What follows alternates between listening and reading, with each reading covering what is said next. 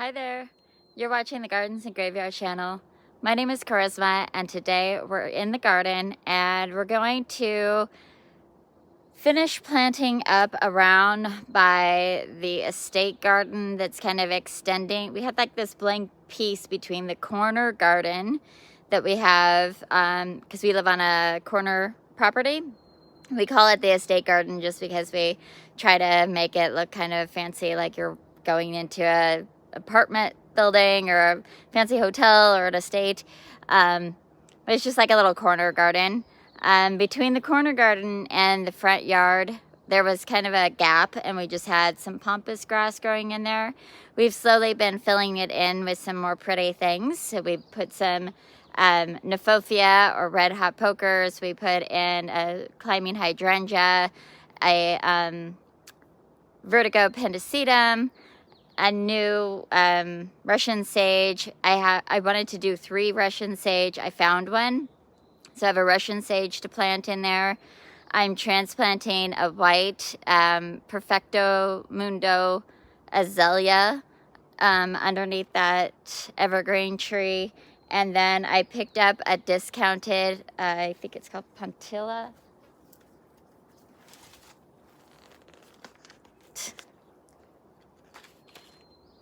Dakota Sunspot Potentilla. Potentilla? Oh, I don't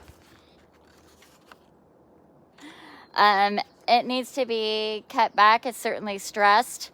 But I think if I get it in the ground, it'll be pretty happy. We'll talk about specs in a little bit. And then right behind me in this area, I have a bunch of Pearly Everlasting that has encroached upon my lemony lace. You could see the lemony lace up here, but there's a new stalk coming from the bottom that is getting no sun because the privet and the Pearly Everlasting have completely shrouded it. So I'm gonna dig up Pearly Everlasting and we'll move it somewhere. It can take a little bit of morning sun, but then it wants afternoon shade. I think I have an idea of where I'm gonna put it in the moon garden. We already have a bunch in the moon garden, so we'll see if I could fit some more in there. Otherwise, we might just compost it because I have so much that I can move in other places when I have a better idea of where I want it to go. But most importantly, getting sun on that lemony lace has got to happen. And then I'm hoping I have 3 clumps of purple aster that have started kind of fading away because they need to be divided. And they've been in their locations for a while. They're also being crowded out by other plants. So my hope is that I can dig out those asters and also put those where these other 3 shrubs are gonna go.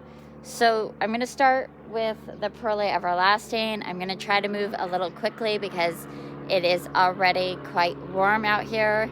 It's, I think it's like around 9:30 and it's pretty warm. I know I have a sweatshirt on, but I'm kind of like used to wearing sweatshirts all the time. So they protect my arms and whatever. But yeah, let's just get into this project. Like I said, I'm gonna dig that out first and then we'll move into the other clumps and try to get out there with all the plants, dig all the holes and plant them, and then we could go over all the specifications.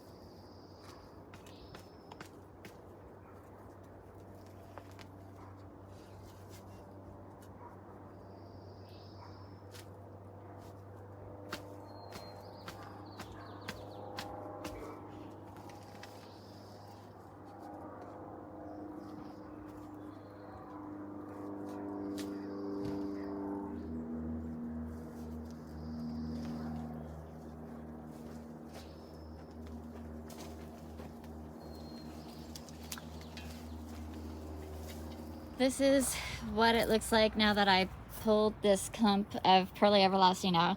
So it went from there all the way to here and in to the lemony lace there. So she should have more space and sunlight to grow, and then in due time we'll come in and trim up the privet again and cut back the rhododendron a little bit more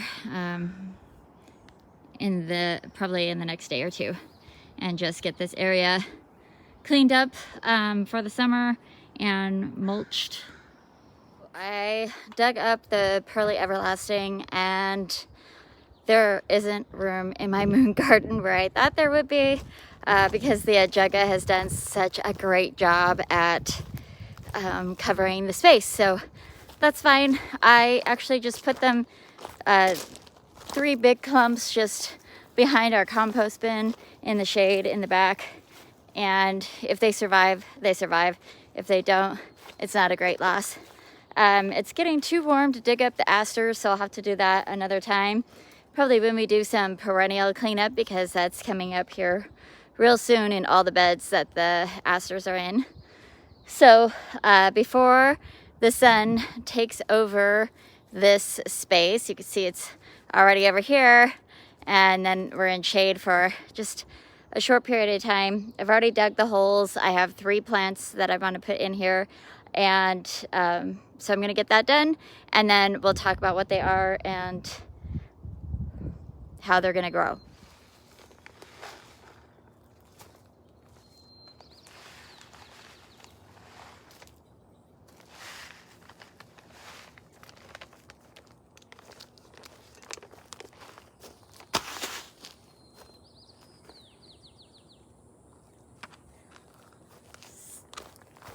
So this is a Perfecto Mundo that I moved out of the moon garden, and you could see one side of it suffered quite a bit. So I'm actually going to come in and clip any dead branches out and leave the living green branches, just to give it plenty of energy.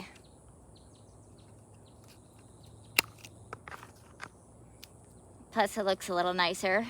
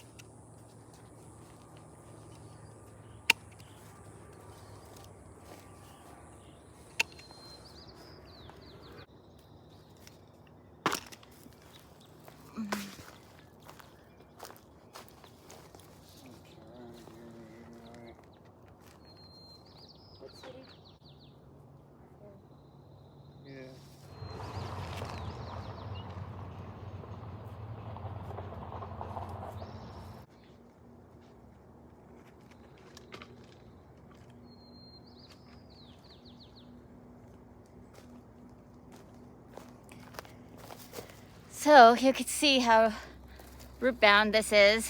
It's all just held together. I'm gonna do a little cleanup on the top. I'm just gonna cut it back by like just a few, maybe like 6 inches down, just to give it an opportunity to kind of rebound without putting so much energy into the plant.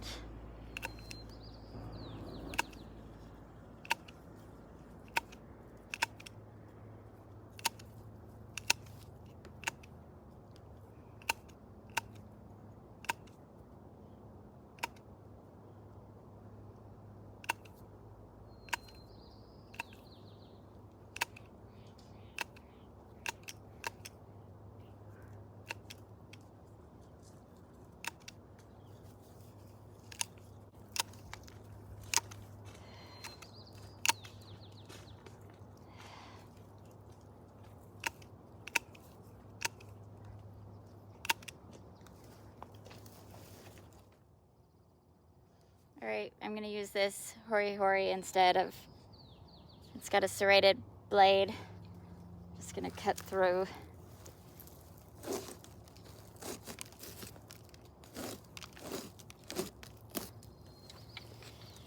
Every couple inches.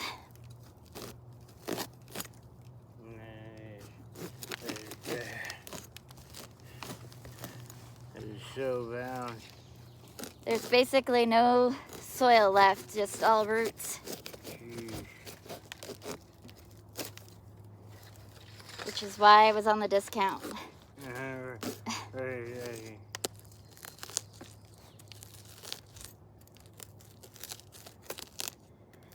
Gonna loosen it up a little bit.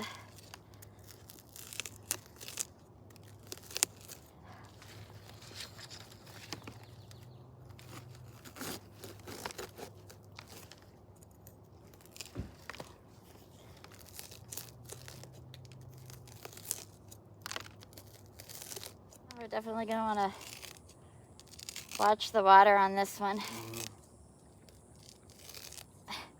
Clearly it can dry out, but geez.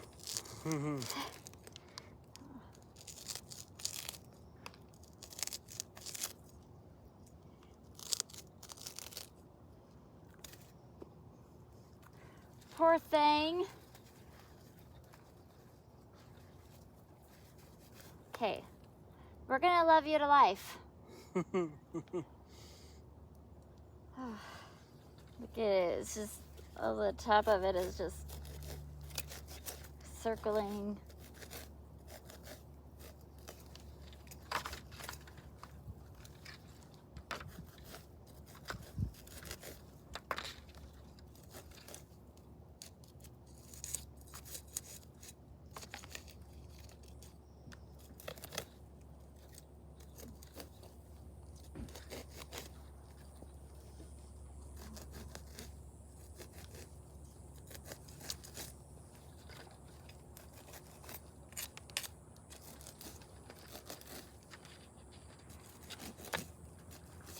Can't even tell where I know I've already been around once because of the tag, and you can't even tell. So bad.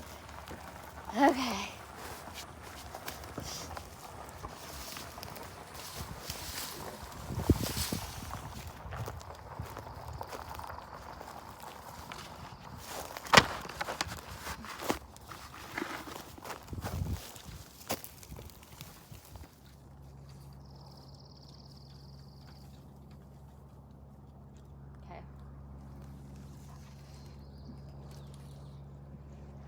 Or like put it right on the root ball. Let it.